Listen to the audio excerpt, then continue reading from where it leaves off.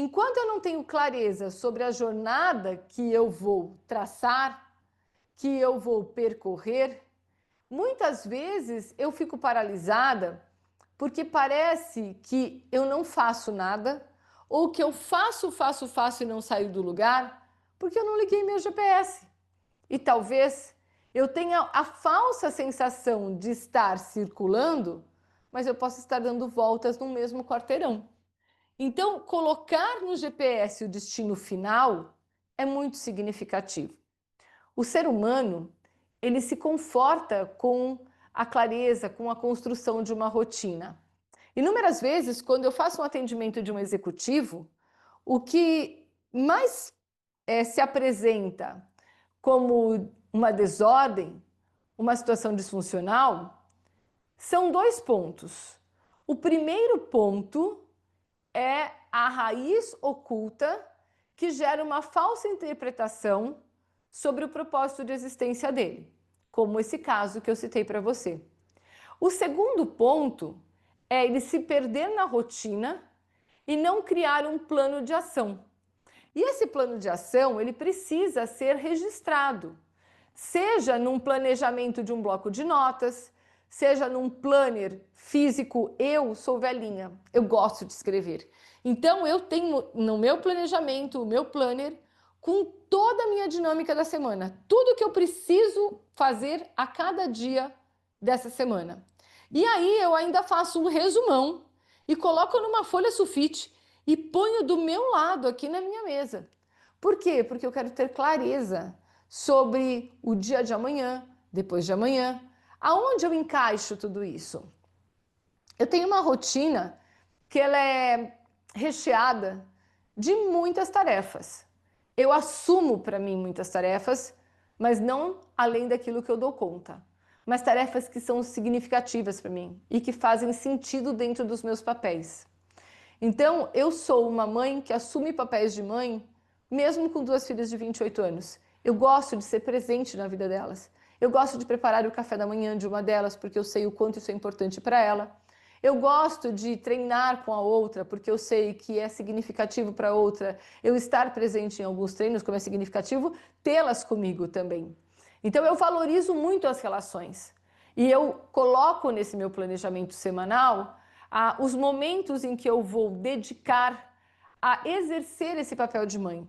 Seja para ir numa loja, experimentar um vestido que elas precisam para um casamento, seja sentar um minuto num café na academia, seja ouvir sobre um paciente que ela está acompanhando, seja discutir o suplemento de um treino de corrida.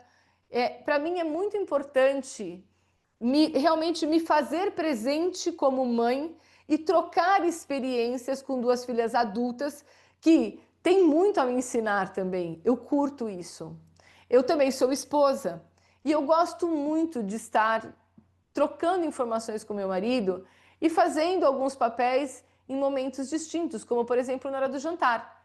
Eu curto cozinhar, eu curto cozinhar para minha família e eu gosto de sentar na mesa com meu marido, eu gosto de jantar com ele, eu gosto de trocar informações sobre o que nós vivemos na semana, construir novos sonhos, discutir situações atuais. Então, para mim, é muito importante ter esse momento e esse momento faz parte do meu planejamento. Assim como eu vivo em ciclos de maratona. Se você me conhece um pouquinho mais, sabe o quanto eu saio de um ciclo e entro em outro. A corrida é minha grande paixão. E correr por correr não exige da gente tanto tempo. Mas quando nós entramos em ciclos contínuos de maratona, como é o meu caso, nós precisamos ter realmente um tempo reservado, porque dentro desses ciclos, pelo menos uma vez por semana, nós temos uma demanda de treinos longos. E esses treinos ocupam 2, 3 horas do nosso dia, sem contar o tempo de deslocamento, que se você não for fazer na esteira, né? No meu caso, quando eu faço na esteira, eu faço em casa de madrugada, porque às vezes eu preciso encaixar na madrugada. Mas quando eu vou para o parque, eu vou para a cidade universitária, né? Eu ainda tenho um deslocamento aí que rende mais do que 1 hora. Então é importante ter também a inclusão de momentos de bem-estar, de prazer, dentro dessa sua estrutura de rotina.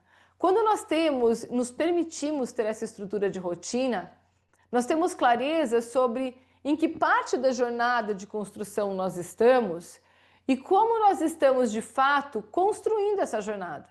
Porque se nós não temos esse planejamento, às vezes a gente faz muito, mas fica com a sensação de não ter feito nada. E muitas vezes essa sensação, ela está associada a uma história do passado sobre alguém que foi julgado por não fazer, mesmo fazendo muito. E essa é uma história que muitas nós mulheres vivemos. Por que eu estou te dizendo isso? São muitos os casos de atendimento aonde o que impacta na vida daquele que está sendo atendendo é exatamente aquele que fez muito e não foi reconhecido. Kátia, me traz um exemplo sobre isso, o maior exemplo. A figura da mãe de pessoas que possuem 50 anos, 60 anos ou mais, dentro da nossa sociedade. Quantos de nós não ouviu o seguinte: tá sempre cansada, não faz nada, só fica em casa? E a mãe cuidava dos filhos, lavava, passava, cozinhava, fazia bolo, cuidava do lanche da escola, limpava a lancheira, limpava tudo, arrumava a vassoura que quebrava, o liquidificador que deu problema, atendia a porta, engraxava o sapato do marido e ela ouvia: nossa, só vive reclamando que está cansado, nunca vi, não faz nada, nem sai de casa. Como se isso fosse sinônimo de vida tranquila e sem tarefas. Muitas vezes eu ouço essa confirmação. Nossa, Kátia, você descreveu. A minha mãe viveu isso a vida inteira e ela ficava muito brava.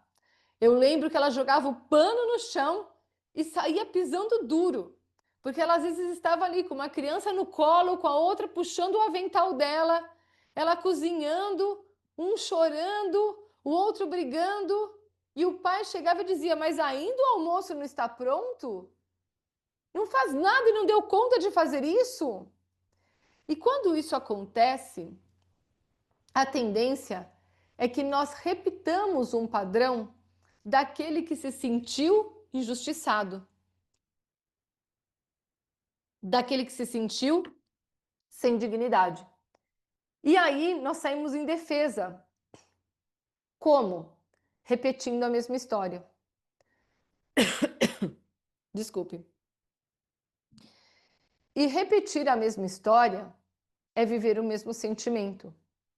E esse sentimento é extremamente desconfortável. Mais do que isso, esse sentimento pode estar te impedindo de ter direito de descansar, de ter direito a um momento de silêncio, a um momento de meditação, a um momento de prática esportiva, a um momento de sono, a um momento de autocuidado. Porque você passa, sem perceber, a temer ser julgada como aquela que não faz nada. Não fazer nada, o ócio, é bíblico. E o ócio é fundamental para que todos nós tenhamos insights. Quando nós estamos vivendo um momento de silêncio, quem tomando banho não teve um insight? Quantas pessoas não me falam: nossa, eu fui tomar banho e eu tive um insight? É muito comum. Por quê? Porque é o momento em que nós paramos, as nossas percepções são aguçadas, né? Os estímulos da pele, o aroma através do perfume do sabonete, do shampoo.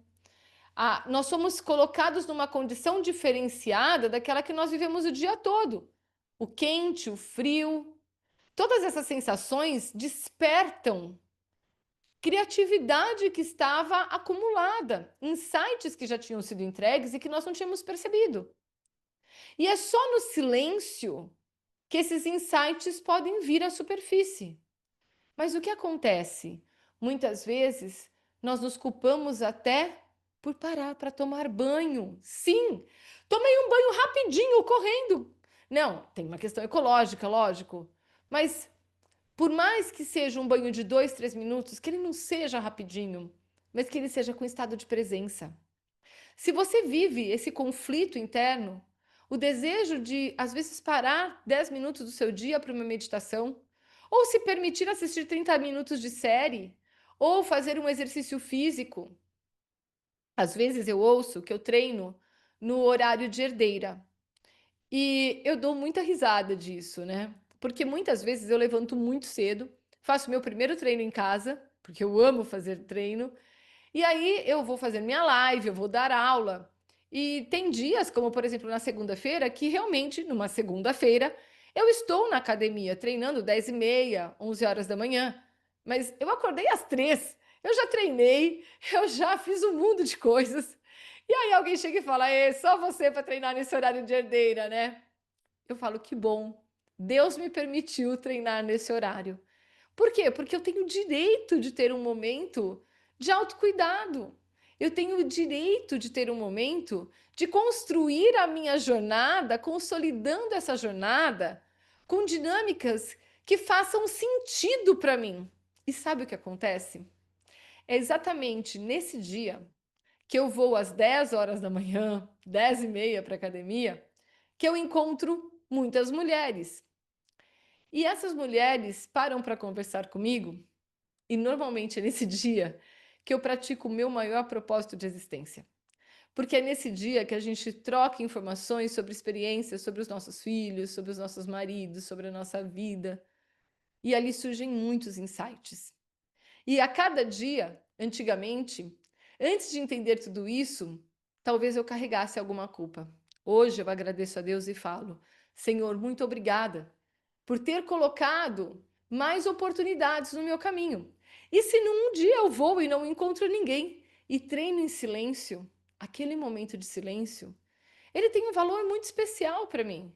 Foi o momento que eu saí de dentro da minha sala, foi o momento em que eu enxerguei a vida de uma outra forma, foi o momento em que eu olhei pela janela e eu vi o horizonte, eu vi os prédios comerciais da academia que eu faço, que eu treino, eu vejo a Marginal, eu vejo o Rio, eu vejo os prédios ao redor, eu enxergo um horizonte diferente, eu enxergo um céu mais amplo. E é exatamente nesse momento, entre a respiração ofegante e a respiração silenciosa, que a minha criatividade encontra um caminho para aflorar, que o meu movimento interno, a minha comunicação interna, encontra ouvidos para dizer e inspirar. Então, hoje, esse nosso encontro, eu senti que eu realmente precisava fazer somente com você um encontro sobre a reflexão, sobre a verdadeira clareza, o verdadeiro discernimento, a tradução real do que é para você vencer na vida. E se todo esse nosso encontro fez sentido, eu vou pedir para que realmente você deixe um registro para mim. Não só no seu caderno, mas registre para mim também. O que representa para você, depois dessa nossa conversa, vencer na vida? Vale a reflexão. Desejo que Deus te abençoe nessa semana, que Ele te traga muitos insights e que você de fato compreenda o seu propósito, o seu lugar e a sua jornada de autenticidade e vitória. Minha gratidão. Um grande beijo.